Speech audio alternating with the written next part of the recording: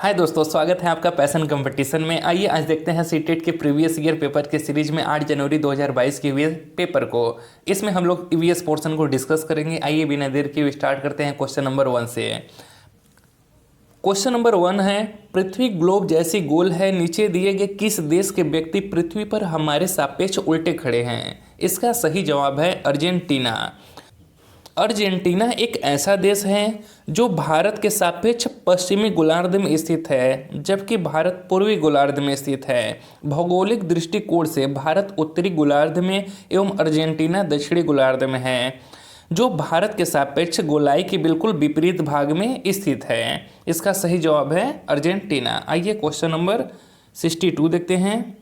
Question number 62 है, पोचमपल्ली एक शहर है जहाँ के अधिकांश परिवार बुनाई का कार्य करते हैं और एक विशेष प्रकार का वस्त्र जिसे वह बुनते हैं पोचमपल्ली कहलाता है। यह शहर जहाँ सुंदर चमकदार रंगों की साड़ियाँ बनती है किस राज्य का भाग है? इसके पहले वाले पेपर को जब हम लोग डिस्कस किए थे 17 जनवरी 2022 के पेपर को, उसमें भी यह प्रश्न पूछा गया था। ठीक है, यह देखिए फिर से रिपीट हुआ है, तो यह तेलंगाना राज्य का भाग है।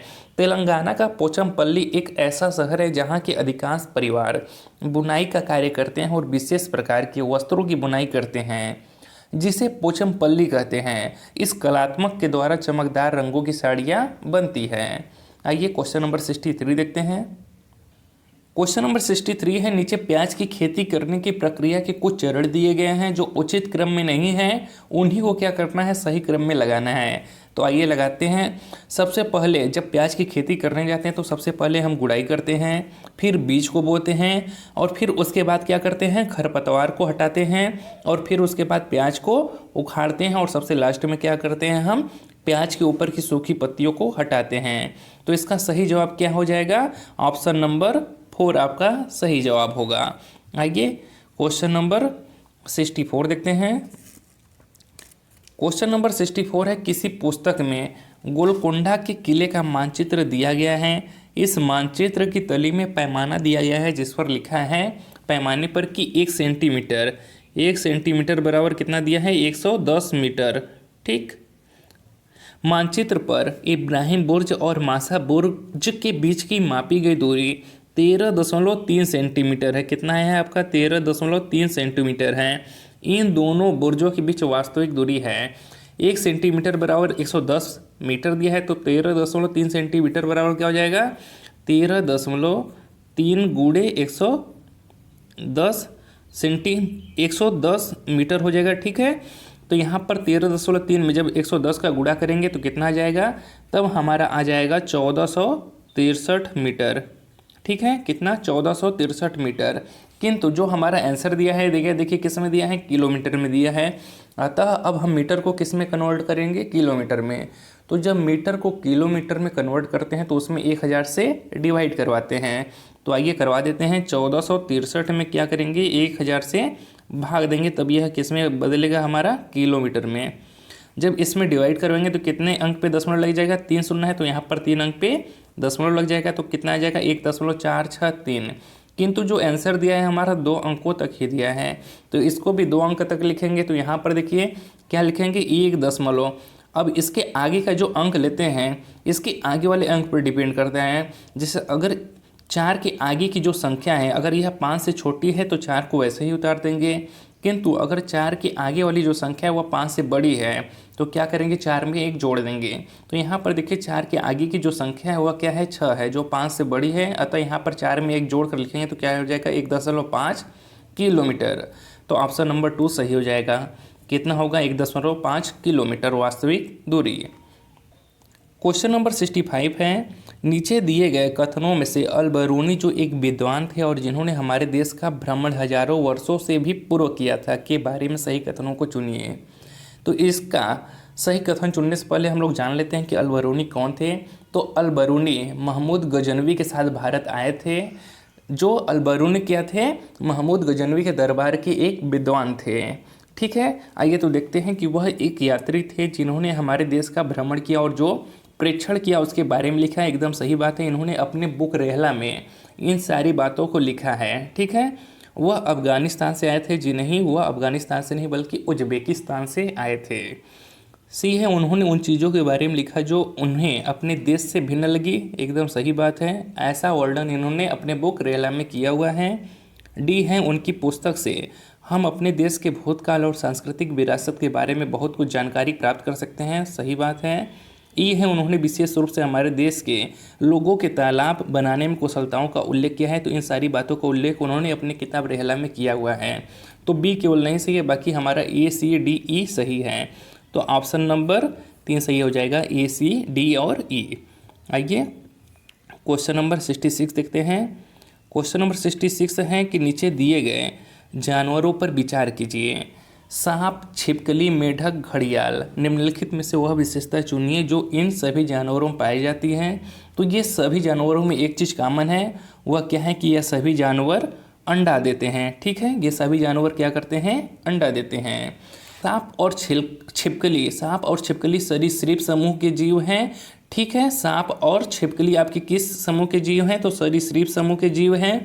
जबकि मेढक आपका उभयलिंगी होता है। मेढक क्या होता है, उभयलिंगी होता है। और घड़ियाल क्या होता है, मुख्य रूप से नदियों और तालाबों में निवास करता है। आइए क्वेश्चन नंबर 67 देखते हैं।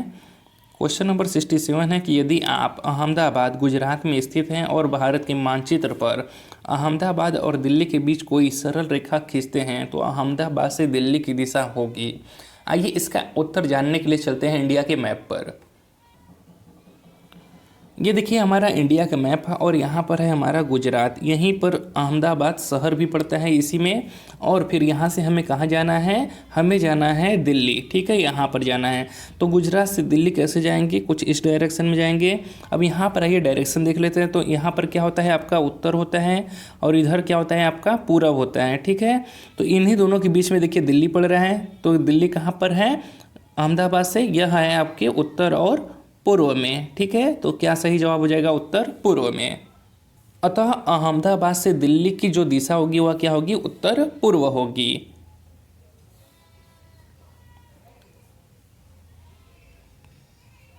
क्वेश्चन नंबर 68 है, कोई एक्सप्रेस ट्रेन 144 किलोमीटर की दूरी 2 घंटे में तय करती है। इस ट्रेन की मीटर प्रति सेकंड में चाल है। चाल निकाल ली है, तो चाल बराबर क्या होता है, आपका दूरी बट्टा समय होता है। ठीक है, चाल बराबर क्या होता है, दूरी बट्टा समय। दूरी हमें दिया हुआ है कितना, 144 किलोमीटर, और समय दिया है 2 घंटा। तो 144 रख दीजिए दूर के स्थान पे।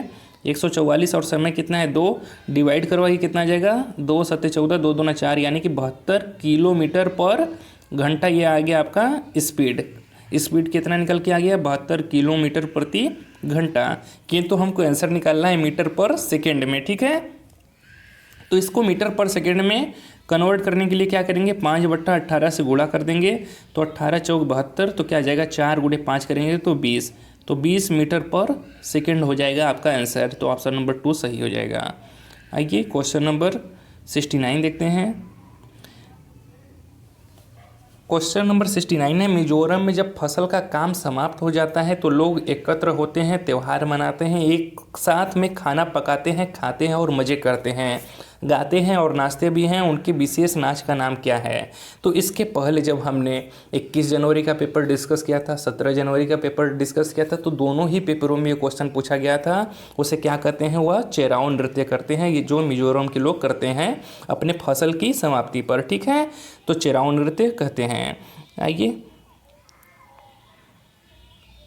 क्वेश्चन नंबर 70 देखते हैं। क्वेश्चन नंबर 70 है कि पक्षियों की एक स्पीसीज ऐसी है, एक स्पीसीज प्रजाति ऐसी है जिसका नर पक्षी सुंदर सुंदर घोंसले बुनता है। मादा पक्षी उन सभी घोंसलों को देखती है, उनमें से वह उसे चुनती है जो सबसे अच्छा लगता है और उसी में अंडे देती है। पक्षियों की इस स्पीसीज का नाम क्या है। तो यह भी देखिए रिपीटेड क्वेश्चन है। उसका नाम क्या है, आपका वीवर पक्षी है। क्या है, वीवर पक्षी। वीवर पक्षियों की ऐसी प्रजाति है जिनका नर पक्षी सुंदर सुंदर घोंसले बुनते हैं। तत्पश्चात मादा पक्षी उन सभी घोंसलों को देखती है और उनमें से उसे चूज करती है जो उसे सबसे अच्छा लगता है और उसी में जाके वह क्या करती है, अंडा देती है। आइए क्वेश्चन नंबर 71 देखते हैं।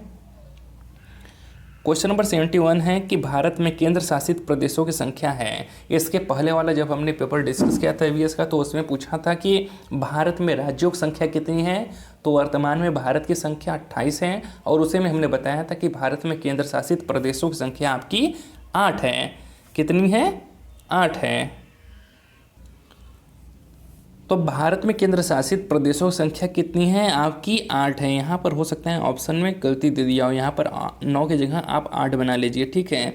क्योंकि अगर 9 रहता है तो इससे पूर्व जब 26 जनवरी 2021 को दमन दीव में दादरा नगर हवेली का क्या कर दिया गया था? विलय कर दिया गया था। उसके पहले आपके भारत में केंद्र शासित प्रदेशों की संख्या 9 थी, किंतु वर्तमान में आपके 8 हैं। आइए आपको गिना देते हैं कौन कौन से हैं। तो पहला जम्मू कश्मीर है, दूसरा लद्दाख है, तीसरा चंडीगढ़, चौथा दिल्ली, पांचवा पुदुचेरी, छठा दमन दीव व दादरा नगर हवेली, सातवां अंडमान निकोबार और आठवां आपका लक्षद्वीप है। ठीक है दोस्तों, आइए क्वेश्चन नंबर 72 देखते हैं। नीचे दिए गए जीव क्रमशः जंतुओं के किस वर्ग के हैं? छिपकली, चमगादड़, कलचीड़ी, बिच्छू। तो छिपकली आपका सरीसृप वर्ग का जंतु है, जबकि चमगादड़ आपका स्तनधारी जंतु है जो कि अपने बच्चों को दूध पिलाती है, और कलचीड़ी आपका उभयचर यानी कि पक्षी वर्ग का है, तथा बिच्छू शुष्क प्रदेशों में पाए जाने वाला कीट वर्ग का जंतु है। तो इसका सही जवाब ऑप्शन नंबर 4 हो जाएगा। ठीक है, कौन सा? 4 ऑप्शन नंबर सही हो जाएगा। आइए क्वेश्चन नंबर 73 देखते हैं। क्वेश्चन नंबर 73 है कि आर्यनाथ एक सपेरा है, जब वह अपना वाद्य यंत्र बीन बजाता है तो सांप उसकी ध्वनि पर अपना सिर इधर उधर घुमाता है। सांप के वाद्य यंत्र पर अनुक्रिया करने का कारण है। तो उसका अपने वाद्य यंत्र पर जो अनुक्रिया कारण है वह है बीन द्वारा उत्पन्न कंपनों का जमीन से होकर संचरण। जब एक सपेरा अपने वाद्य यंत्र से सांप को उसकी ध्वनि सुनाता है तो वह अपना सर इधर उधर घुमाने लगता है। इसका जो मुख्य कारण है वह सांप के वह क्या होता है? वह होता है बीन द्वारा उत्पन्न कंपन का जमीन में होकर संचरण करना। सांप अपनी त्वचा से सुनता है, इसलिए वह जमीन से कंपन की अनुभूति करता है। आइए क्वेश्चन नंबर 74 देखते हैं। क्वेश्चन नंबर 74 है कि क्वेश्चन नंबर 74 है, 2 छात्राओं यक्स और वाई के क्लिनिक विकृति रिपोर्ट नीचे दिए अनुसार है। पहला है यक्स आयु 12 वर्ष, स्त्री हीमोग्लोबिन 10.5 ग्राम पर डेसीलीटर, वाई आयु 10 वर्ग, स्त्री हीमोग्लोबिन 12.5 ग्राम पर डेसीलीटर। इन रिपोर्टों के आधार पर यह निष्कर्ष निकाला जा सकता है कि इसका सही जवाब है ऑप्शन नंबर 1 कि यक्स रक्त छिड़ता और रक्तता की रोगी है, जबकि वाई नहीं है। आइए क्वेश्चन नंबर 75 देखते हैं, और इस वीडियो का लास्ट प्रश्न है। बचे हुए ईवीएस के 15 क्वेश्चंस को हम लोग नेक्स्ट वीडियो में डिस्कस करेंगे। क्वेश्चन नंबर 75 है कि निम्नलिखित क्वेश्चन नंबर 75 है, एक तरफ स्थान दिया है, दूसरे तरफ घर दिया है, ठीक है। तो इसमें आपको बताना है तो जो असम में घर बने होते हैं वह कैसे होते हैं। तो असम के जो घर बने होते हैं मजबूत बांसों के घर बने होते हैं, एवं अधिक वर्षा के कारण जो छत होते हैं वह ढालू बनाई जाती हैं। तो ए का हो जाएगा 5वां। बी लद्दाख है, लद्दाख के कैसे घर बने होते हैं? तो लद्दाख एक पर्वतीय राज्य होता है, और यहाँ के जो घर पत्थरों के बनाए होते हैं। कैसे होते हैं घर? यहाँ के पत्थर के घर बने होते हैं, और जो छतें होती हैं वो क्या होती हैं? लकड़ी की बनी होती हैं, ठीक है। और सी है आपका मनाली यानी कि हिमाचल प्रदेश। तो हिमाचल प्रदेश के जो घर बने होते हैं वह लकड़ी के घर बने होते हैं। किसके? लकड़ी के घर बने होते हैं, तथा जो इनकी छतें होती हैं वह ढालू बनाई जाती हैं, क्योंकि यहाँ पर हमेशा बर्फबारी होता रहता है। और फिर नेक्स्ट है आपका राजस्थान। तो राजस्थान में यहाँ की भौगोलिक स्थिति के अनुरूप जो घर बनते हैं वह मिट्टी के बने होते हैं, तथा साथ ही कटीली झाड़ियों से छत बनी होती है, ठीक है। कैसी? ऐसी। तो इसका सही जवाब हो जाएगा आपका ऑप्शन नंबर 1। ऑप्शन नंबर 1 सही हो जाएगा। अगर वीडियो अच्छा लगा हो तो वीडियो को लाइक और चैनल को सब्सक्राइब करिएगा दोस्तों।